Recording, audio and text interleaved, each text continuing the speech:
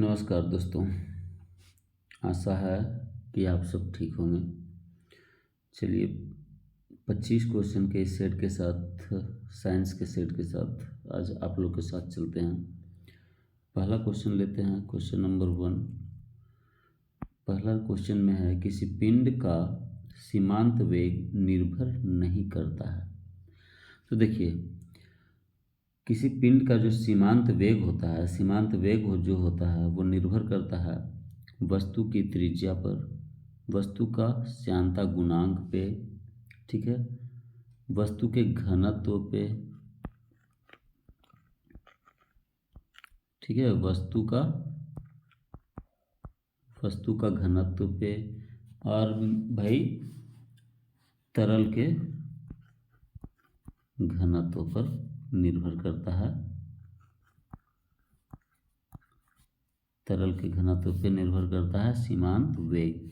लेकिन जो नहीं दिया हुआ है तो तरल की ऊंचाई पे सीमांत वेग निर्भर नहीं करता है। ठीक है फ्रेंड्स, तो अगला क्वेश्चन लेते हैं हम लोग। अगला क्वेश्चन में है, अनुदैर्ध्य तरंगें निम्न में से किस से होकर नहीं गुजर सकती। यहाँ पे नहीं को ध्यान देने का चीज़ है, कभी कभी नहीं में हो जाता तो नहीं गुजर सकती है। तो इसका जो आंसर होगा वो दोस्तों, निर्वात, जो ये अनुदैर्ध्य तरंग जो है वो निर्वात में नहीं गुजर सकता है। चलिए अगला क्वेश्चन लेते हैं। एक अवतल दर्पण के वक्रता केंद्र पर रखे हुए वस्तु का प्रतिबिंब कहाँ बनेगा। तो देखिए, एक अवतल दर्पण के वक्रता केंद्र पर रखे हुए वस्तु का प्रतिबिंब जो होगा, वो वस्तु का प्रतिबिंब जो होता है वो हमेशा वक्रता केंद्र पर ही बनता है। ठीक है, वक्रता केंद्र पर ही बनता है। जो वस्तु रखा हुआ रहता है, वस्तु जो रखा हुआ है उसके तुलना में जो प्रतिबिंब होता है वो समान होता है। प्रतिबिंब कैसा होता है? समान आकार का होता है। और यह उल्टा बनता है, उल्टा बनता है, और वास्तविक होता है। ठीक है, चलिए अगला क्वेश्चन देखते हैं। परस्रव्य वे ध्वनियाँ हैं जिनकी आवृत्ति होती है 20,000 हर्ट्ज से अधिक। 20,000 हर्ट्ज से अधिक। देखिए, पराश्रव्य तरंगे, अल्ट्रासोनिक वेव्स जो होता है वो 20,000 से अधिक होने पे मनुष्य का कान नहीं सुन सकता है। लेकिन कुछ जानवर हो गया, जैसे कि कुत्ता है, चमगादड़ है, बिल्ली, ये सब परश्रव्य ध्वनि को सुन सकता है। अगला क्वेश्चन देखेंगे, निम्न में से कौन सा सुमेलित नहीं है। निम्न में से कौन सा सुमेलित नहीं है। तो नहीं है, देखिए सुमेलित नहीं होता है। गति विषय का नियम जो है वो न्यूटन के द्वारा दिया गया है, ये सुमेलित है। सापेक्षता का सिद्धांत आइंस्टीन के द्वारा, ठीक है। विद्युत आकर्षण का नियम जो है वो कूलाम के द्वारा दिया गया है। विद्युत आकर्षण के नियम कूलाम के द्वारा दिया गया है। तो हमारा आंसर जो है फ्रेंड्स वो सी हो जाएगा। और लॉगरिदम जॉन नेपियर। तो देखिए, ओम साहब जो हैं, ओम का दिया हुआ नियम है विद्युत प्रतिरोध का नियम।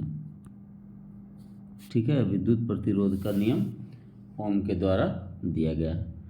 विद्युत प्रतिरोध का नियम किसके द्वारा दिया गया है? ओम के द्वारा। चलिए अगला क्वेश्चन देखेंगे दोस्तों। कहता है किसी तत्व की परमाणु सहित संहति निम्नलिखित में से किसकी संख्या के योग के बराबर होता है? तो फ्रेंड्स इसका आंसर जो होगा फ्रेंड्स, देखिए परमाणु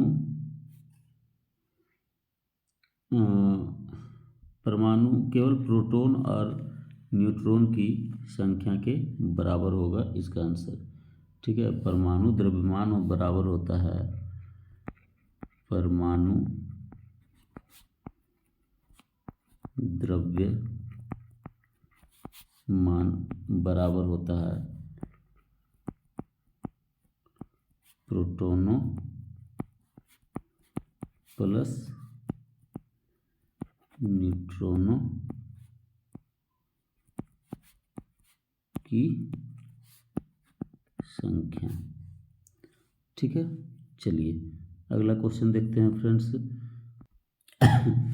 कहता है एक ही पदार्थ के अणुओं के बीच जो बल कार्य करता है उसे कहा जाता है। एक ही पदार्थ के अणुओं के बीच जो बल कार्य करता है उसे हम कहते हैं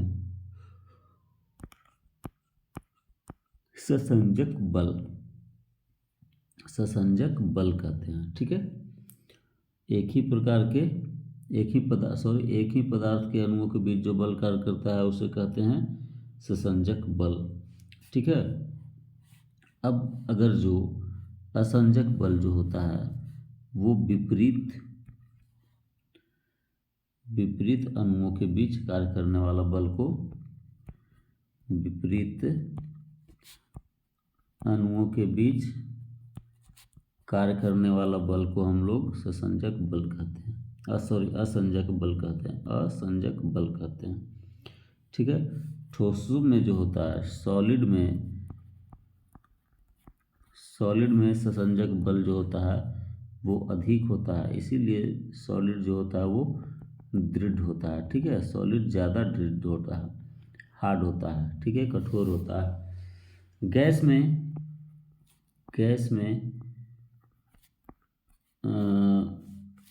लिक्विड सॉलिड हो गया,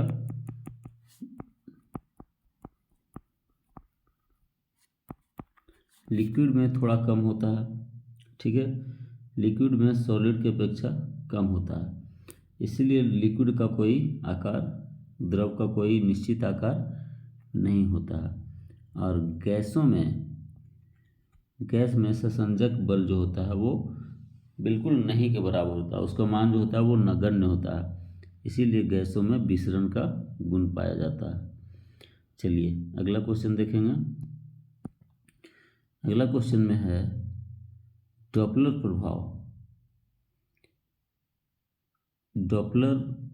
प्रभाव निम्न में से किसके लिए लागू होता है?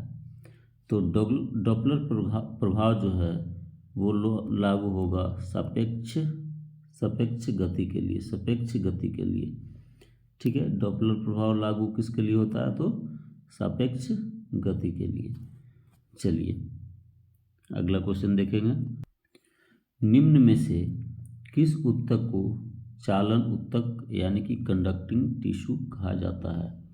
चालन ऊतक यानी कि कंडक्टिंग टिश्यू कहा जाता है।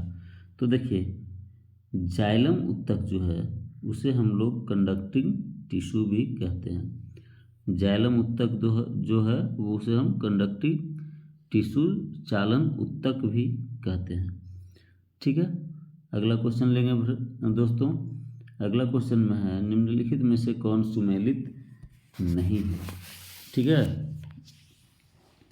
तो देखिए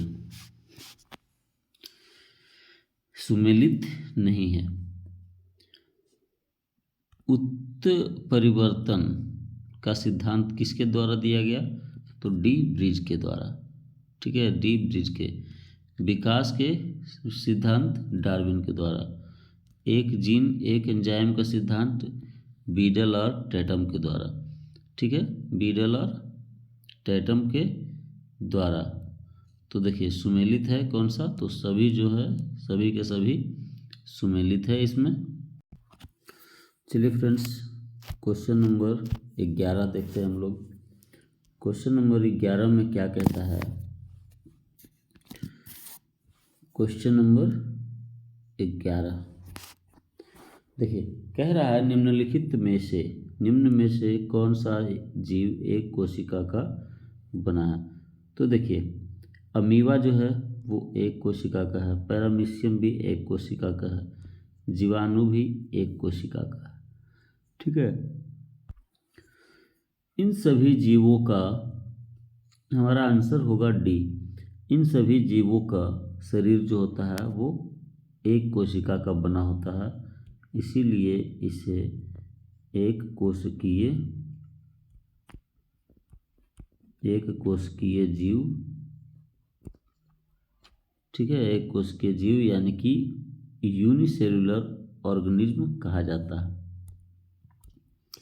अगला क्वेश्चन देखेंगे, शरीर का कौन सा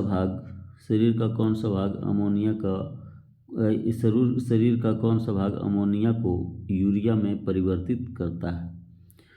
तो देखिए, यकृत जो है वो अमोनिया को यूरिया में परिवर्तित कर देता है। ठीक है, अमोनिया जो होता है वो एक विषैला पदार्थ होता है। ठीक है, जो यकृत यानी कि लीवर में जाता है। ठीक है, और लीवर उसे जो है वो किस में परिवर्तित कर देता है? यूरिया में। अमोनिया को यूरिया में कन्वर्ट करता है कौन? लीवर। चलिए देखिए, यकृत जो होता है वो कार्बोहाइड्रेट उपापचय यानी कि कार्बोहाइड्रेट मेटाबॉलिज्म के अंतर्गत किसका निर्माण करता है?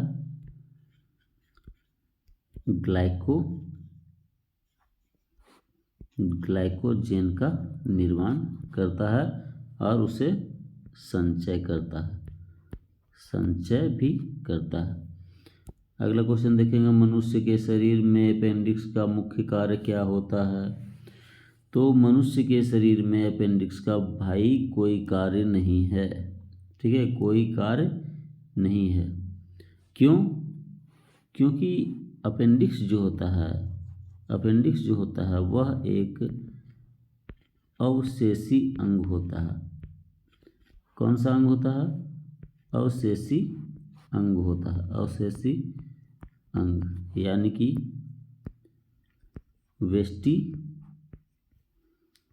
वेस्टिजियल अंग होता है।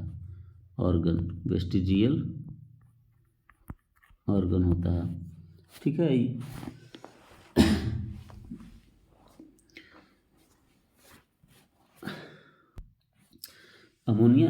ये जो अपेंडिक्स होता है दोस्तों, ये बड़ी आंत में जहाँ मल बनता है वहाँ पे 2 से 3 इंच लंबी तक एक ट्यूब होती है। चलिए अगला क्वेश्चन देखेंगे। कहता है, यदि माता का रुधिर वर्ग O तथा पिता का रुधिर वर्ग AB है तो संतान का रुधिर वर्ग क्या होगा? देखिए, कहता है कि माता का और पिता का, माता का अगर जो O रहे और पिता का AB रहे तो बच्चों में जो संभावित ब्लड ग्रुप होगा वो या तो A होगा या B होगा। ठीक है, अगला क्वेश्चन देखिए। अगला क्वेश्चन है, किस रोग के विकृति के लिए विडाल टेस्ट का उपयोग किया जाता है? तो विडाल टेस्ट का जो उपयोग होता है वो टाइफाइड के पहचान के लिए किया जाता है। ठीक है, टाइफाइड जो है वो बैक्टीरियल संक्रमण बीमारी होता है जिसमें तेज बुखार होता है, उल्टी हो सकता है और दस्त हो सकता है। ठीक है, तो टाइफाइड जो है वो साल्मोनेला टाइफी नामक बैक्टीरिया के कारण होता है। साल्मोनेला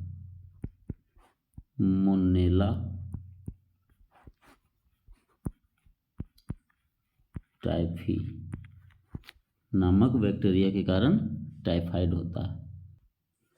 अगला क्वेश्चन है, ये क्वेश्चन नंबर 16 है। चलिए देखते हैं 16 नंबर क्वेश्चन में क्या है। कहता है कि पादपों में मूल रोम द्वारा जल जिस प्रक्रिया से अवशोषित किया जाता है वह प्रक्रिया क्या कहलाती है। तो पादपों में मूल रोगों द्वारा खनिज तथा लवणों का जो परासरण होता है, क्या होता है, परासरण होता है, ऑस्मोसिस, ऑस्मोसिस के क्रिया के द्वारा अवशोषित किया जाता है। ठीक है। अब मूल रोम कहाँ पाया जाता है फ्रेंड्स, मूल रोम, तो मूल रोम जो है वो पौधों की जड़ों में पाया जाता है। कहाँ पाया जाता है, पौधों की जड़ों में। ठीक है। पक्षी 17 नंबर क्वेश्चन में देखिए, पक्षी और चमगादड़ अच्छा उड़ते हैं, फिर भी चमगादड़ पक्षी से भिन्न है, क्यों। देखिए, पक्षी और चमगादड़ दोनों अच्छी तरह से उड़ने में सक्षम होते हैं फ्रेंड्स। ठीक है। लेकिन चमगादड़ का जो विंग होता है उसमें डायफ्राम उपस्थित होता है, मध्यपट के कारण डायफ्राम उपस्थित होता है, मध्यपट उपस्थित होता है, यानी कि डायफ्राम उपस्थित होता है। ठीक है, चमगादड़ में। और पक्षियों में ये डायफ्राम नहीं होता है। ठीक है, उसमें वायु कोश पाए जाते हैं। वायु कोश पाए जाने के कारण जो होता है पक्षियों का शरीर जो होता है फ्रेंड्स वो काफ़ी हल्का हो जाता है ना, वजन कम हो जाता है और वो ज़्यादा आसानी से उड़ पाता है। चलिए अगला क्वेश्चन देखते हैं। अस्थियों और दांतों में मौजूद रासायनिक तत्व हैं, तो वो रासायनिक अस्थि, हड्डी और दांत में मौजूद जो रासायनिक तत्व होता है उसे हम लोग कैल्शियम फॉस्फेट कहते हैं, कैल्शियम फॉस्फेट कहते हैं। चलिए अगला क्वेश्चन देखिए, निम्नलिखित में से कौन सम न्यूट्रॉनिक समूह है। निम्नलिखित में से कौन सम न्यूट्रॉनिक समूह है। तो देखिए कहता है कि सम न्यूट्रॉनिक, तो न्यूट्रॉन किस में बराबर होता है। ठीक है, तो न्यूट्रॉन बराबर होगा फ्रेंड्स, देखिए इसमें ऑप्शन ए में न्यूट्रॉन जो है वो देखिए कितना है, 6 है, 6 न्यूट्रॉन इसमें बन रहा है, 7 न्यूट्रॉन इसमें और 8 न्यूट्रॉन इसमें, तो ये बराबर नहीं है। इसमें 8 न्यूट्रॉन है, इसमें 7 न्यूट्रॉन है, तो ये भी बराबर नहीं है। इसमें देखिए 6 न्यूट्रॉन 7 न्यूट्रॉन बराबर नहीं है।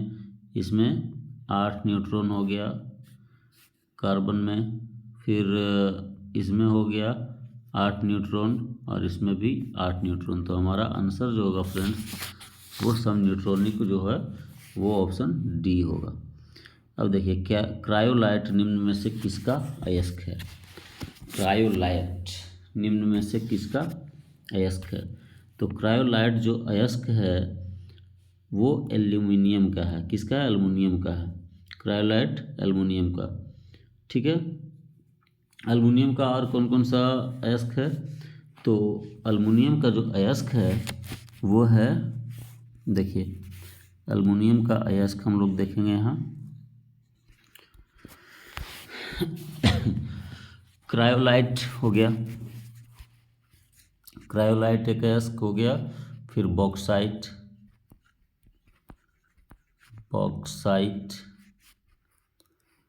बॉक्साइट है, फिर कोनरडम है,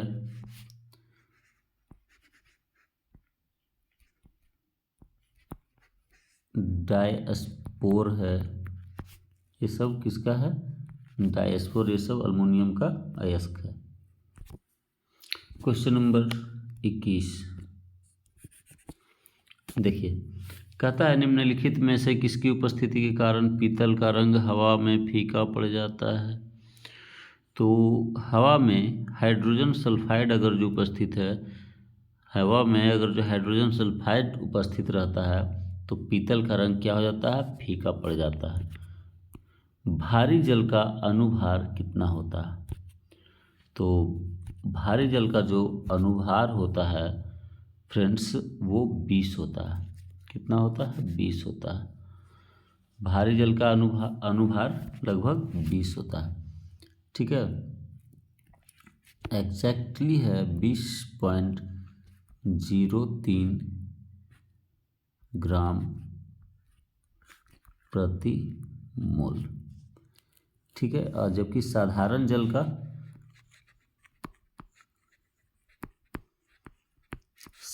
जल का अनुभार होता है 18.016 ग्राम प्रति मोल।